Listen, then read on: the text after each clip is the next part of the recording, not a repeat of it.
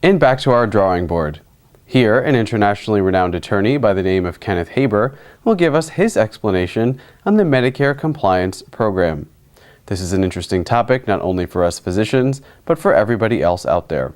It's always good to be educated in all arenas of life. The moderator here is attorney Ramesh Khurana from the Khurana Law Firm. Let's hear this exchange of legal dialogue.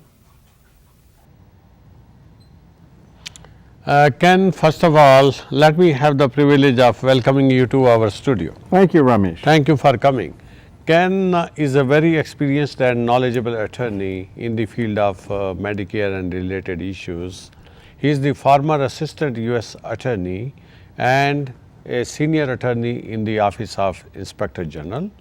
He has an experience of more than 36 years in this field.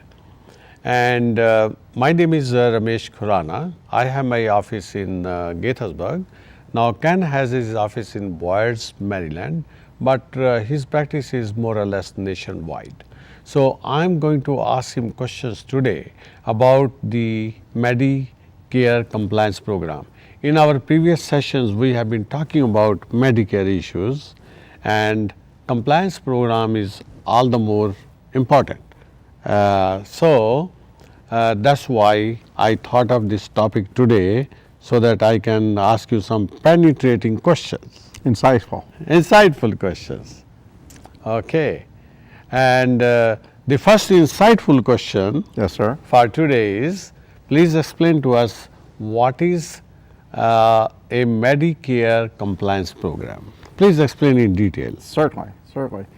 Well, a compliance program is a systematic approach to making sure that an individual or entity is operating within the proper bounds of whatever that program defines it.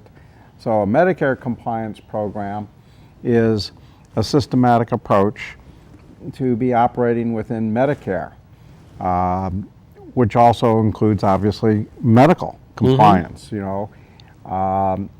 The Medicare program has a clinical aspect, it has financial aspects, it has coding aspects, billing aspects.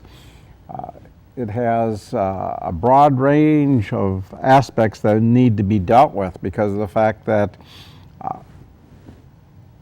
there's exposure for a physician, for a group of physicians in any of those areas if there's not a proper compliance program that is reviewing what's being done, looking forward to what must be done, and ensuring that the doctors are doing, that the office is doing what's supposed to be done, and making sure what has been done is in compliance with the requirements of the program.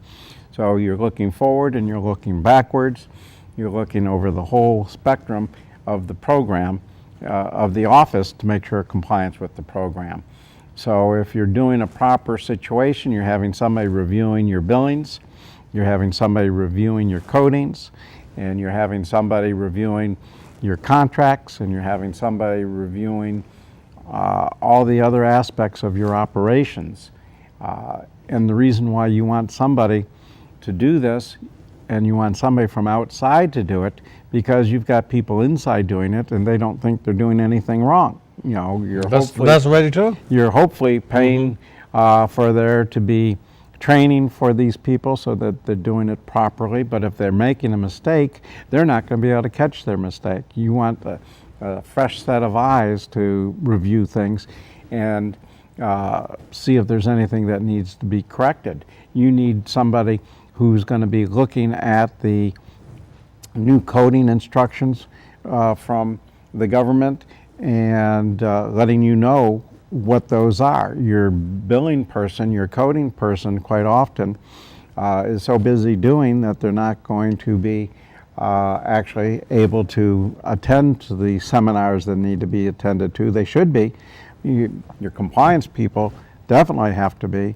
in order to be able to make sure that you're in compliance and you're doing the codings properly. If you don't, you can find a knock on the door someday, and it could be somebody who's from the Inspector General's office, it could be somebody who's from one of the Medicare contractors saying, we're here to do an audit on you, and we already did it digitally, and we saw that you're outside the scope of what the general parameters are for proper business operations, so we need to look at these charts.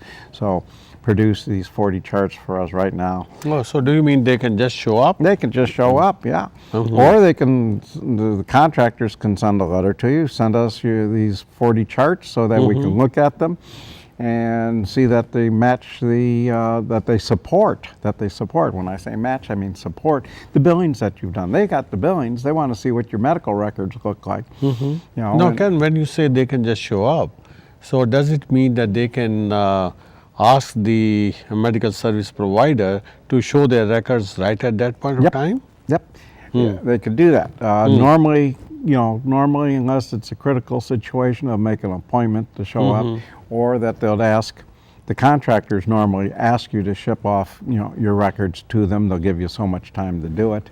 But if there's enough interest in you, the Inspector General's office can just knock on the door, and if you want to deny them access, that's okay. They'll just exclude you from the Medicare program, because it's a violation of the program to exclude the government access to your records. So once the Medicare service provider denies an access to the records, or he even asks for some more time to do it, so do you mean that they will just be barred from participating in the program? It's up to they can take the decision. They have that authority. The Inspector General has that authority. Just on this basis that he refused to provide an access to the records. Yes. So very wide powers. Very wide powers. Very broad scope powers. Now, normally, if they're going to show up, it's because they really think something is wrong and they might have a search warrant. If that's the case, they're not going to have to ask you permission. They're just going to go in. They have to just show the search warrant. That's right. Now, what happens, let's say the boss of that office who has gotten access to the records or who's controlling the records, he's just not available on that particular day.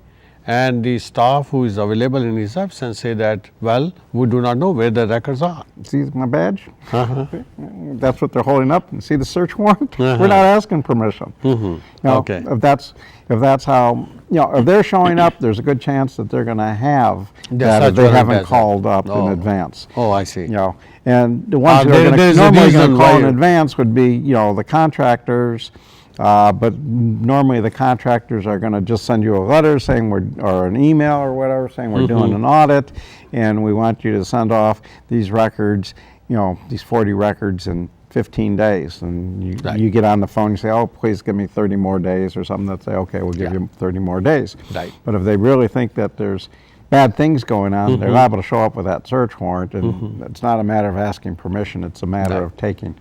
Okay. And they have guns now. Oh, okay. When I was there, we had to do all that without guns because of the fact in the early 80s they didn't have the special agents armed. So we had to they come fully armed? Yeah, they come fully armed. The agents do. What we had to do is we had to go into the worst slums of the country because they didn't see fit to have us armed at the time, and we had to do our investigations with smiles on our face. Okay. Now, Ken, we have heard about the federal sentencing guidelines which are used by U.S. district courts while they had to pronounce the punishments on the conclusion of the case, and once the person has been found guilty. Now, how these federal sentencing guidelines relate to the Medicare compliance program? If at all there is a relationship or there is no relationship? There's a relationship. Okay. The Inspector General's office has promulgated a number of protocol type of compliance programs, for a dozen different areas of healthcare. And what they've done is they've used the sentencing guidelines to help structure what's expected, because the sentencing guidelines, reduces sentences, reduces imposition of sentences on companies that have complied with the sentencing guidelines in terms of compliance programs. So consequently, the guidelines are used by the Inspector General's office in promulgating to what's expected in a compliance program, and that's how they're related to the guidelines, because the Inspector General recognizes the 1991 guidelines, sentencing guidelines, as sort of a touch base from which to build their protocols for compliance programs. Now, under these guidelines, does the entity need standards and procedures to prevent and detect any criminal activity which has been going on here? That they're supposed to have that. They're supposed Really? to. Yes, they're not only potentially ripping off the government, but somebody can potentially rip off them. Yeah, and somebody could be ripping them, the government off in their name. Somebody who has access to that doctor's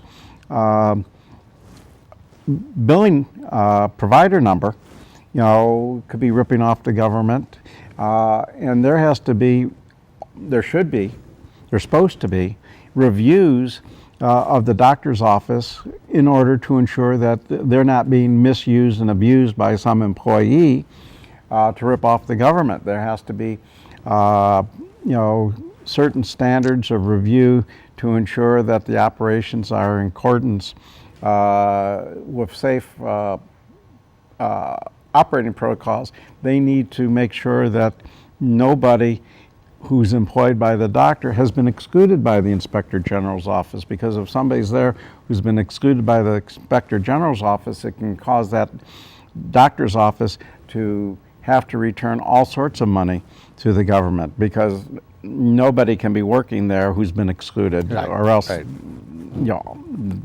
those billings are bogus. They're defined as you can't bill for those services. Unauthorized. Yeah. And we're not talking about a doctor being excluded. We're talking about maybe a nurse was in there who was excluded. And it doesn't matter what basis that she was excluded for. If she was excluded, then that doctor's office has got no business employing her for anything. And so then doctors have to be very careful in hiring nurses. They have to be careful in hiring anybody. It could be an administrative person who's excluded. That doctor's office can't have that person there. So probably that's part of the compliance program. That's part of the compliance program. It needs to be part of a compliance program to check, not just monthly. Theoretically, it should be daily, but at least monthly, to make sure. And before you hire anybody, you should make sure that they're not on the excluded list. And then monthly, you should be checking and making sure that they're not on the excluded list subsequently. So I mean, because people could be hired before there's any sort of criminal record or exclusion record on them. So just because you check them to begin with doesn't mean that they're clean a month later. So that means when we are talking about the personnel who are working in the medical office, so then training and ethical issues, those are also of vital importance, right? Yes. So under the guideline, what responsibility does the entity have in regard to training and ethics? They have the utmost responsibility to make sure that everyone there knows it's their responsibility that the compliance program and that the compliance program is in place and is operating properly, and that they have a personal responsibility to ensure that. In compliance programs that I have the employees signing off knowing that if they think that there's something wrong, they have to notify management so management can fix it, and that they're not going to be sleeping about it and say, oh, I'm just going to let it go because what's it my business? I don't care. Great. But it is their business, because they can be disciplined, they can be discharged, and they can even be thrown out to the Inspector General's office as a person who knew and didn't tell us about it. Okay.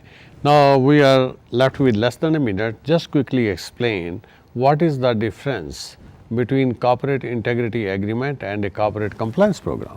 Quickly. A compliance on one foot.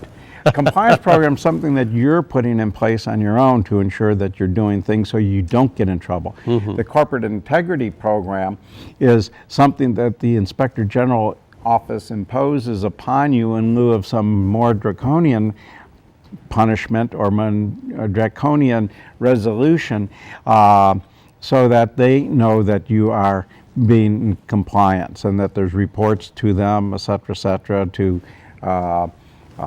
agents that they approve to be hired to report. And you don't want to get into that situation. Great. Ken, you have answered all my questions beautifully. Thank you very much for coming to our studio. Thank you. I hope we'll meet soon again. Soon, yes, we will. Okay, thank you.